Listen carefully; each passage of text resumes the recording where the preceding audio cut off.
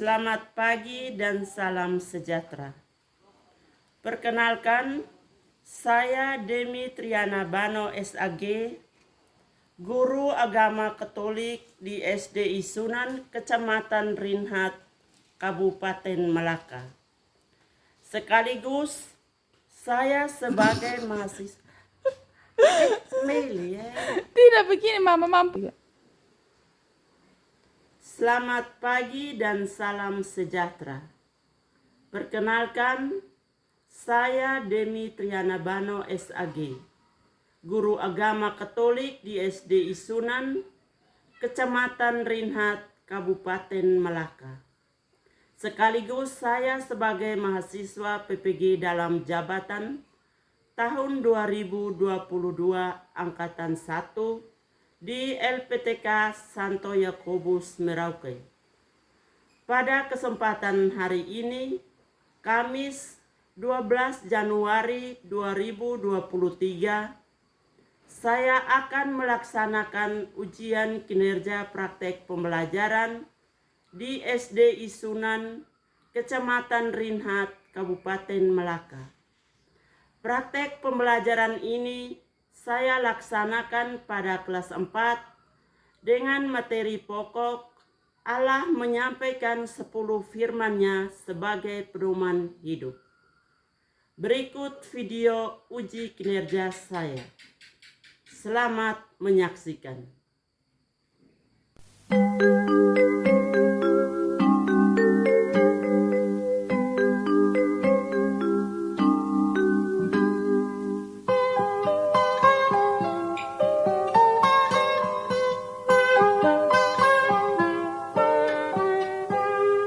Pagiku cerahku, matahari bersinar, ku gendong tas merahku di pundak. Selamat pagi semua, ku nantikan dirimu di depan kelasmu, menantikan kami. Guruku tersayang, guru tercinta, tanpamu apa jadinya aku? Tak bisa baca tulis, mengerti banyak hal. Terima kasihku, nyatanya diriku kadang buatku marah, namun segala maaf kau berikan.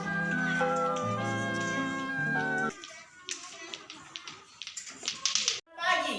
Selamat pagi, pagi, pagi, pagi, luar biasa, tetap semangat. Silakan duduk. Apa kabar kalian semuanya? Baik. Ibu berharap semoga kalian semua dalam keadaan baik, sehat, dan tetap semangat. Anak-anak, sebelum kita mulai dengan pelajaran kita pada hari ini, terlebih dahulu kita awali dengan doa. Saya persilahkan Magdalena untuk membawakan doa pembukaan.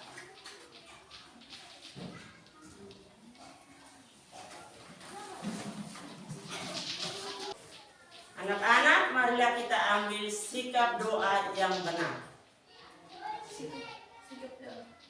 Marilah kita berdoa dalam nama Bapa, Dalam nama Bapa dan Putra dan Roh Kudus. Amin. Bapa kami, Bapa kami yang ada di surga, tapi bebaskanlah kami dari yang jahat. Amin. dalam nama Bapa, Dalam nama Bapa dan Putra dan Roh Kudus. Amin. Terima kasih. Silakan duduk. Elsa, ambil tempat di depan.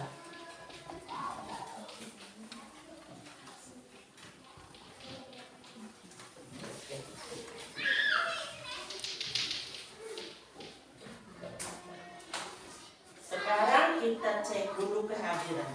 Apakah kalian semua hadir pada hari ini? Hadir. Hadir. Coba ibu cek satu persatu. Angel, Alfi, Octaviana,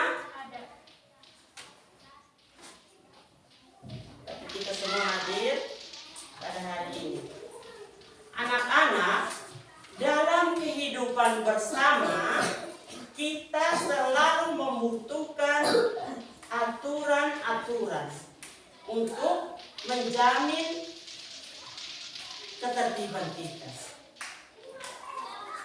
Peraturan-peraturan itu biasanya ada di sekolah, ada di jalan raya, di masyarakat, maupun ada di dalam kehidupan menggereja, agar kita selalu hidup rukun. Anak-anak, ibu ingin bertanya tentang pelajaran yang telah kita pelajari pada minggu lalu. Pada minggu lalu kita belajar tentang apa? Siapa yang masih ingat? Magdalena, silakan. Belajar tentang mengembangkan diri dengan kerjasama. Iya, mari kita tepuk tangan untuk Magdalena. Yang berikut, sikap apa saja yang diperlukan dalam bekerja sama? Siapa yang masih ingat? Cika. Saya sudah bisa mengatakan setiap kejujuran keterbukaan. Ya, mari kita tepuk tangan untuk Cika. Yang berikut, Saya sudah bisa sikap apa saja yang dihindari pada saat kita bekerja sama? Siapa yang masih ingat? Ya, Magdalena lagi. Egois, tidak saling percaya. Egois dan tidak saling percaya.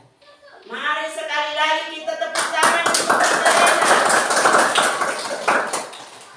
Nah, anak-anak, hari ini kita akan belajar pelajaran yang ke-8 tentang Allah menyampaikan 10 firman-Nya sebagai pedoman hidup. Tujuan daripada kita belajar hari ini adalah 1. Agar siswa mampu menyebutkan peraturan-peraturan yang ada di dalam gereja Tuhan. Yang kedua, agar siswa mampu menyebutkan secara berurutan isi 10 perintah Allah dari hukum yang pertama sampai yang ke-10. Yang ketiga, agar siswa mampu memahami dan menjelaskan makna 10 firman Allah, perintah yang pertama sampai ketiga, dan perintah yang keempat sampai dengan yang ke-10. Mari kita simak bersama. Anak-anak, mari kita mengamati gambar. Gambar apa yang kalian amati tadi? gambar lampu lalu lintas. Gambar lampu lalu lintas. Ada berapa warna gambar lalu lintas? 3. Ada 3 warna. Coba sebutkan 3 warna gambar lampu lalu lintas. Merah, kuning, hijau.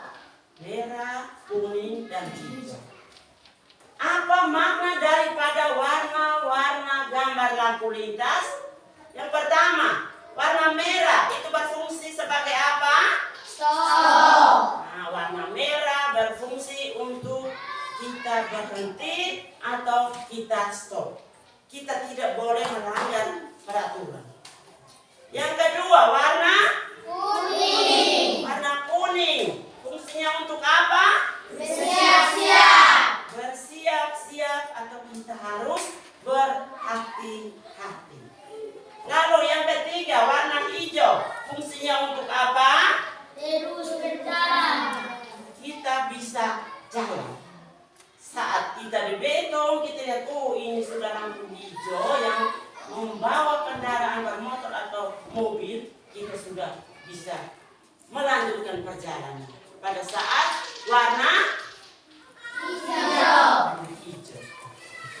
Anak-anak, kalian pasti tahu adanya peraturan, bukan? Tahu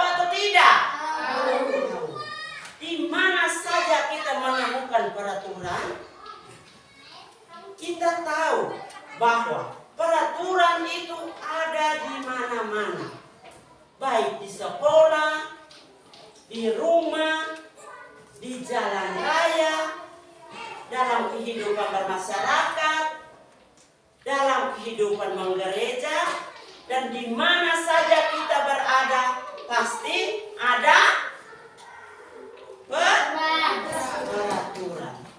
Lalu kenapa harus ada peraturan? Nah, ini alasannya. Bahwa ada peraturan sehingga bisa mengatur hidup bersama itu menjadi hidup rukun. Anak-anak, sekarang ibu sudah menyiapkan kertas dan sudah ibu bagikan untuk kita berdiskusi bersama. Coba ambilkan alat tulis masing-masing dan kita bisa berdiskusi bersama. Silakan.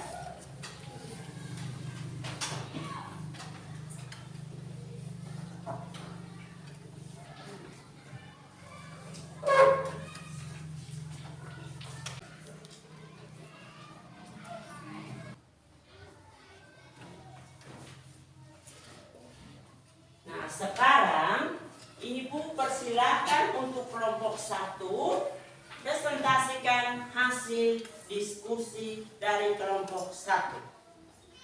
Melianti, saya persilakan. Terima kasih atas kesempatan yang diberikan. Saya Marianti mau presentasikan hasil diskusi kami kelompok 1. Aturan dalam gereja Katolik yaitu 1. Mengikuti perayaan Ekaristi. Terima kasih, silakan dulu. Mari kita tepuk tangan untuk kelompok 1. Sekarang saya persilakan kelompok 2 untuk mempresentasikan hasil diskusi. Terima kasih atas kesempatan. Saya Elsa atas nama kelompok 2 mau presentasikan hasil diskusi kami. Aturan-aturan di sekolah. 1. Tidak boleh bawa HP ke masuk sekolah. Mari kita tepuk tangan untuk kelompok 2 atas nama Elsa. Saya berikan kesempatan untuk kelompok 3.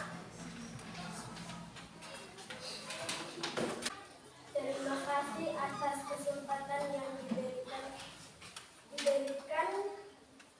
Saya Eci atas nama kelompok 3 mau presentasikan hasil diskusi kami. Aturan-aturan di masyarakat. 1. Mari kita tepuk tangan untuk kelompok 3.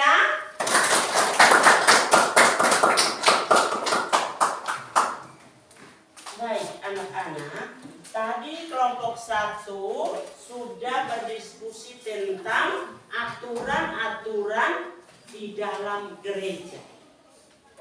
Aturan di dalam gereja itu dia mau mengatur supaya kita tahu diri. Setiap hari Minggu itu kita harus kemana? Gereja. Setiap hari Minggu kita harus ke gereja untuk mengikuti perayaan Ekaristi bersama umat yang lain. Dan juga oleh kelompok 2, mereka mempresentasikan tentang aturan-aturan di Sekolah. Aturan di sekolah itu maksudnya supaya sebelum lonceng berbunyi kita semua sudah harus siap di sekitaran sini, di lingkungan sekolah. Sedangkan aturan dalam masyarakat mau mengatur supaya ketika ada tamu yang menginap di rumah itu kita harus lapor ke RT.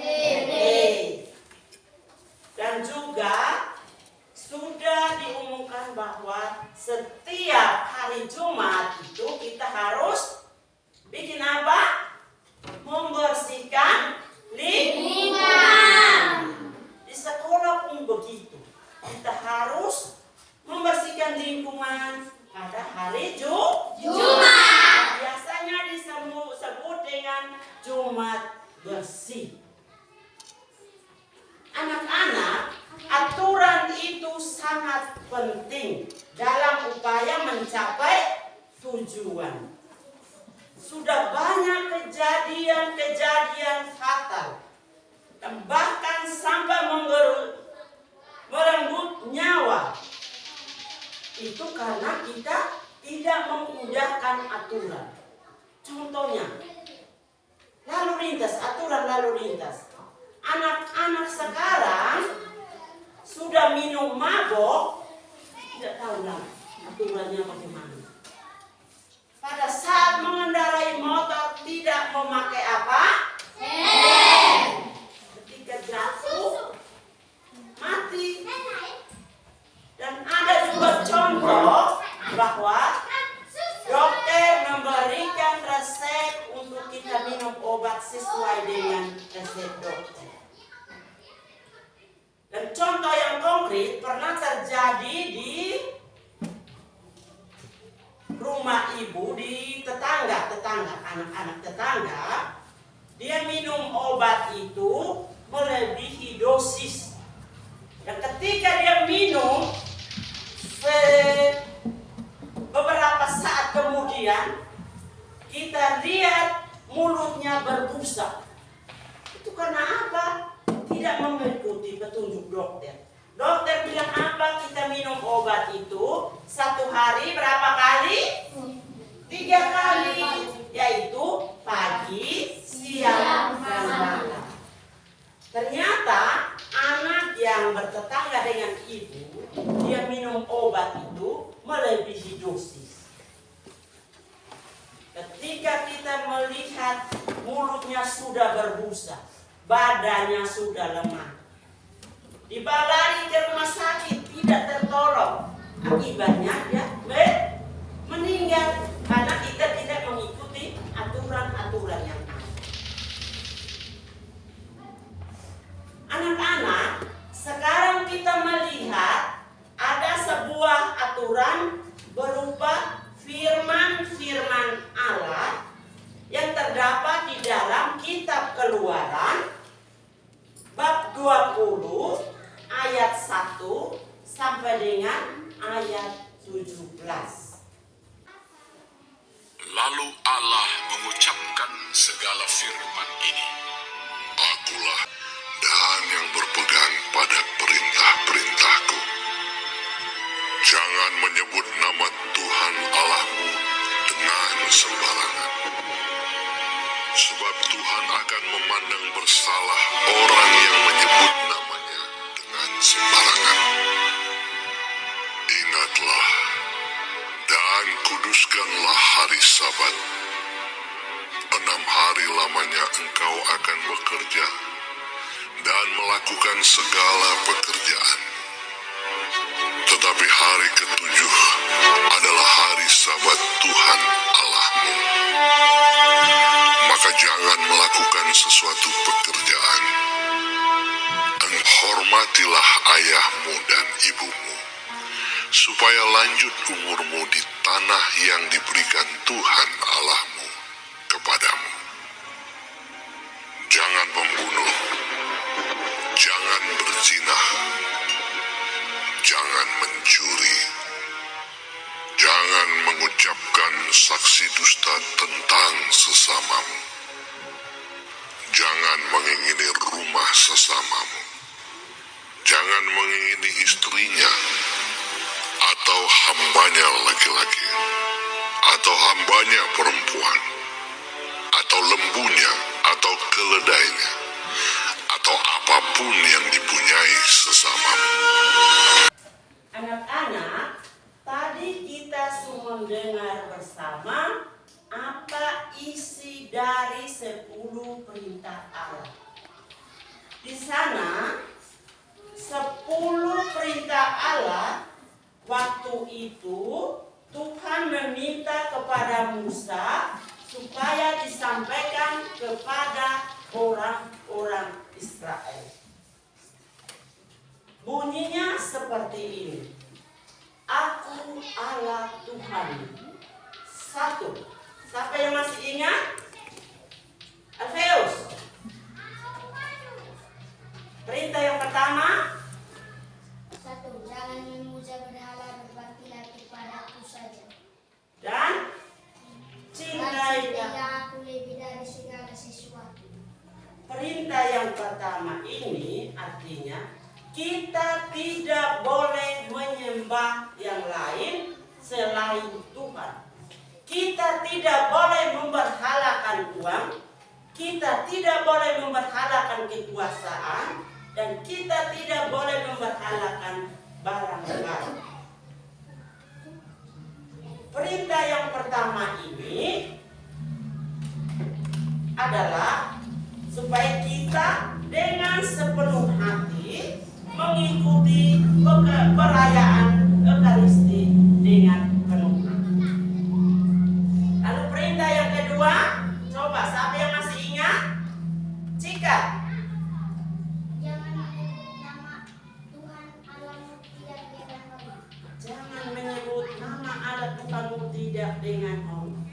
Artinya kita tidak boleh menggunakan nama Tuhan untuk janji-janji atau sumpah-sumpah palsu. Contohnya, ketika teman bilang, aku bersumpah demi Tuhan, aku tidak menipu.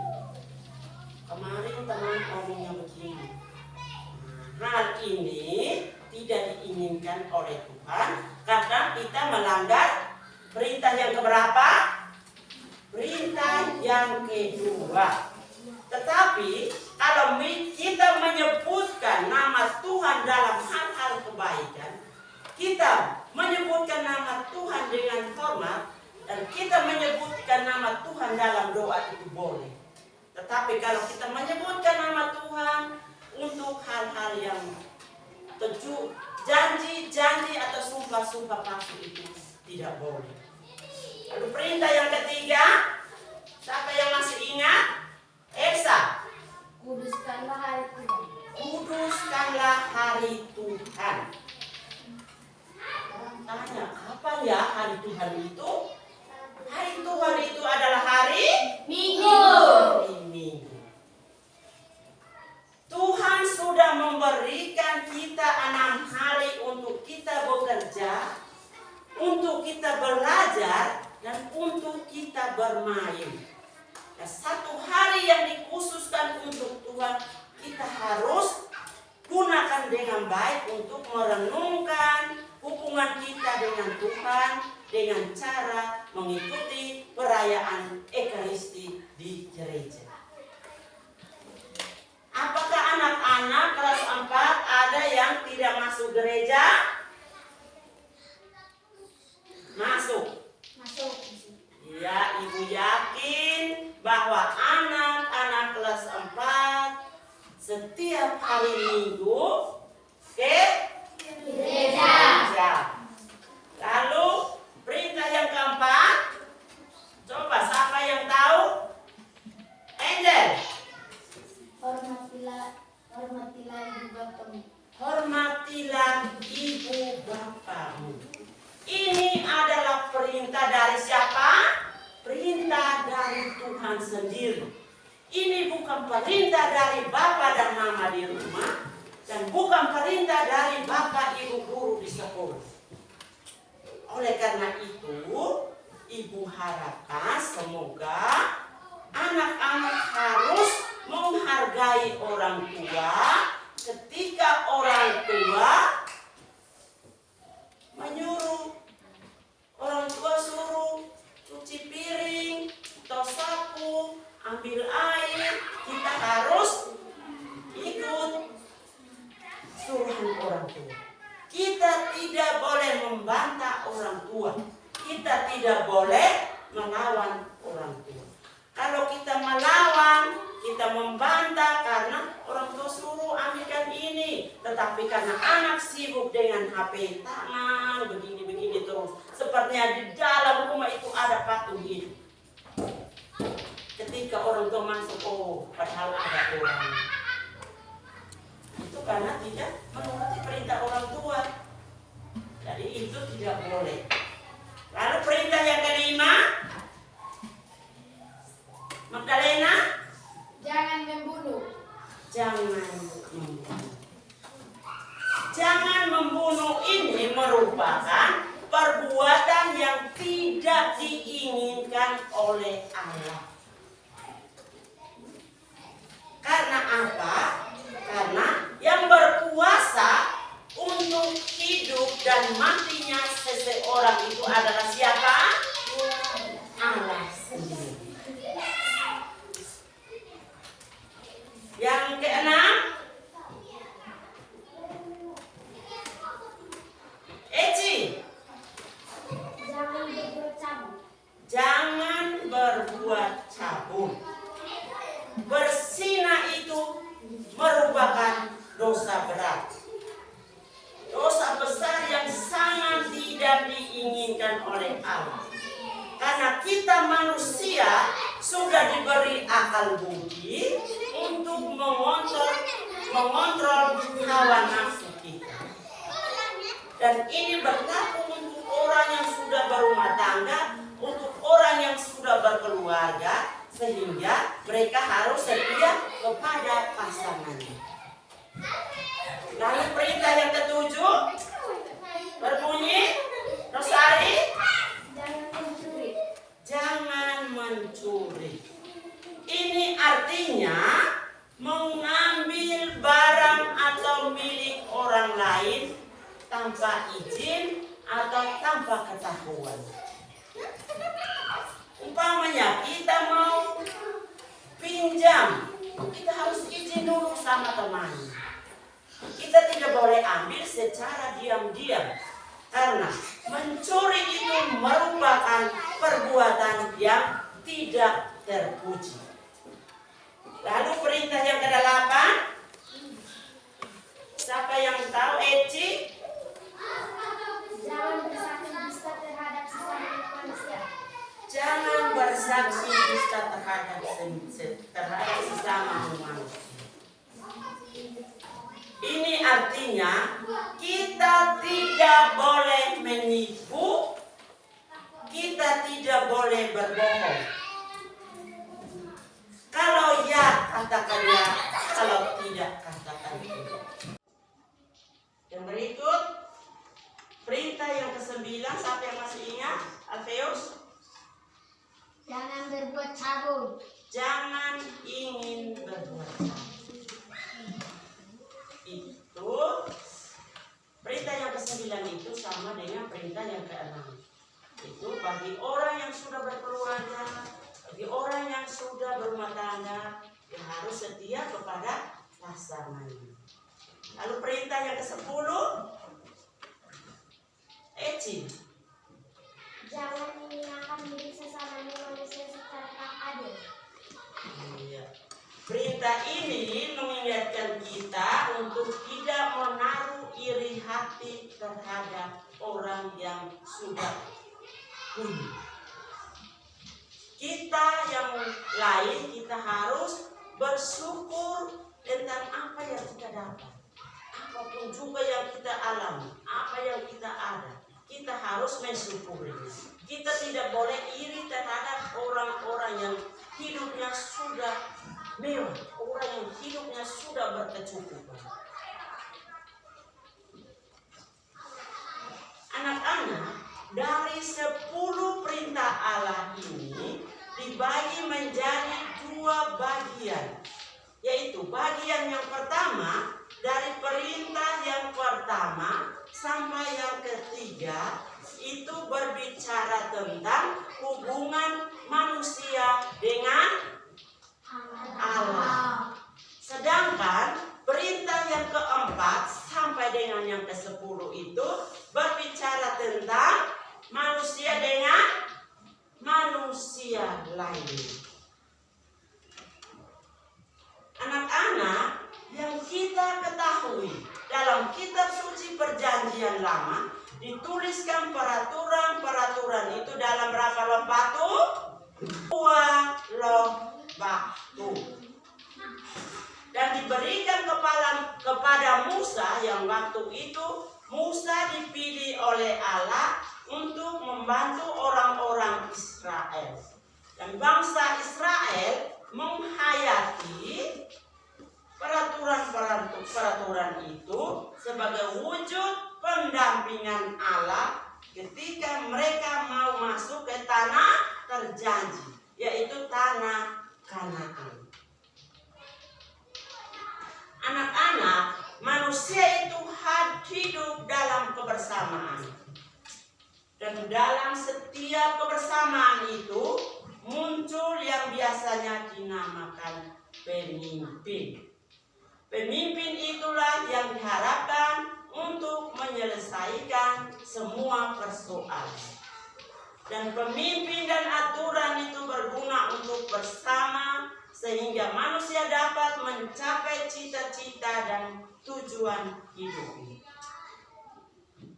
Anak-anak, untuk meresapi pesan kitab suci, di sini Ibu sudah menyiapkan lembaran untuk anak-anak menuliskan 10 perintah Allah secara berurutan di dalam gambar lambang hati. Ada latar belakang hati ini ditulis 10 perintah Allah secara berurutan dan dihiasi dengan bunga atau apa, gambar apa, terserah.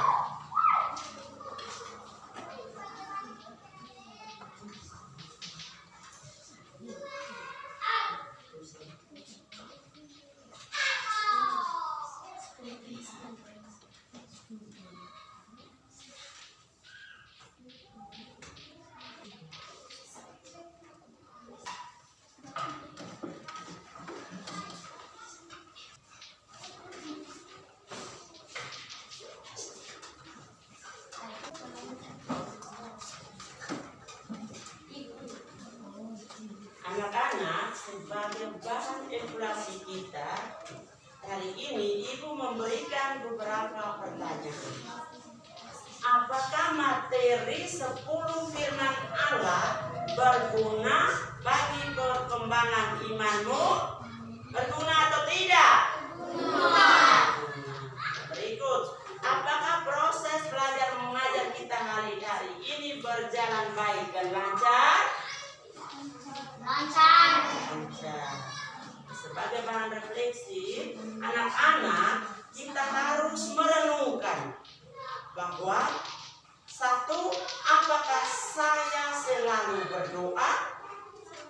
Yang kedua, kita harus meresapkan bahwa apakah saya selalu mengikuti perayaan Ekaristi bersama di gereja.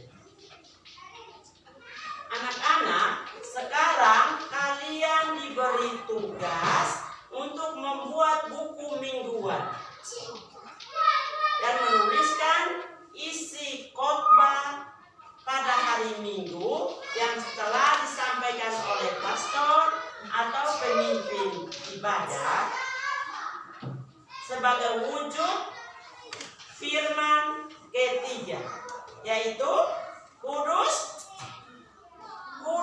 karena hari Tuhan. Baik, anak-anak, materi ini ada satu hal yang selalu kita ingat, yaitu pemimpin dan aturan itu berguna untuk hidup bersama sehingga manusia dapat mencapai cita-cita dan tujuan hidup. Anak-anak, silakan menyimpan alat tulis kalian. Tadi kita membuka pelajaran kita dengan doa, dan saat ini juga kita menutup dengan doa. Saya persilakan Elsa untuk memimpin doa. Dalam nama Bapa dan Putra dan Roh Kudus. Amin. Salam Maria, penuh rahmat, Tuhan sertamu. Terpujilah engkau di antara wanita, dan terpujilah buah Tuhan Yesus. Santa Maria, Bunda Allah, doakanlah